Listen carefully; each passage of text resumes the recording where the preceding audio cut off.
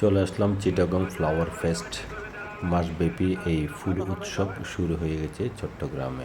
তাই আর দেরি না করে পরিবারের সদস্যদেরকে নিয়ে চলে আসলাম এই ফুল উৎসবে।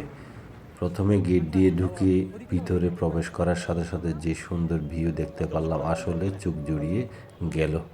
এবং চতুর্দিকে ঘুরে ঘুরে দেখছিলাম এবং বিভিন্ন রকমের ফুলের সাজসজ্জায় পুরা ফুল উৎসব সজ্জিত করেছে, আসলে চোখ জুড়িয়ে যাওয়ার মতো।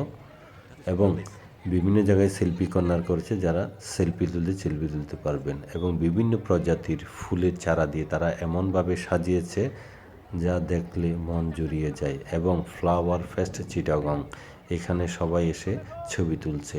তারপরে যে ময়ূরটা দেখা যাচ্ছে, ময়ূরের পিঠে সবগুলো ফুলের চারা, বিভিন্ন প্রজাতির চারা দিয়ে, ফুল গাছ দিয়ে তারা ময়ূরটাকে সাজিয়েছে। তারপরে এখানে দেখা যাচ্ছে এই যে ফুল উৎসব লেখা টপ দিয়ে সাজিয়েছে। এই নিচ দিয়ে খুব সুন্দরভাবে গ্যালারি মতো করে দিয়েছে, লোকজন ছবি তুলছে এখানটায় গিয়ে। এরপরে অপর দিকে গণ অভ্যুত্থান কর্নার করেছে মুগ্ধ ছবি দিয়ে। তারপরে বাচ্চাদের খেলাধুলা করার জন্য বিভিন্ন ধরনের আয়োজন করেছে এখানে। এই যে সবাই বাচ্চারা দুলছে মেলাতে, যারা আসছে সবাই। এই ফাঁকে আমিও আমার ছোট্ট মেয়েটাকে নিয়ে আমিও একটু মজা করলাম।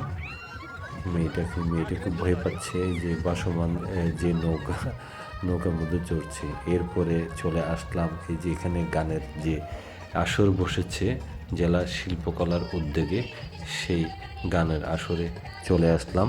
চতুর্দিকে মানুষ আর মানুষ, অনেক মানুষ, আসলে দেখার মতো একটা বিষয়। এরপরে একটু সামনে গেলে দেখলাম যে ভাসমান ফুল বাগান, 30 টাকা করে টিকিট জনপ্রতি। টিকিট কেটে এই গেট দিয়ে প্রবেশ করতে হয়।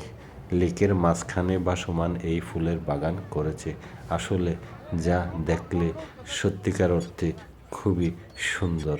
এবং এই যে লেকের পাশে নৌকায় চড়ে আপনি ফুল উৎসব উপভোগ করতে পারেন।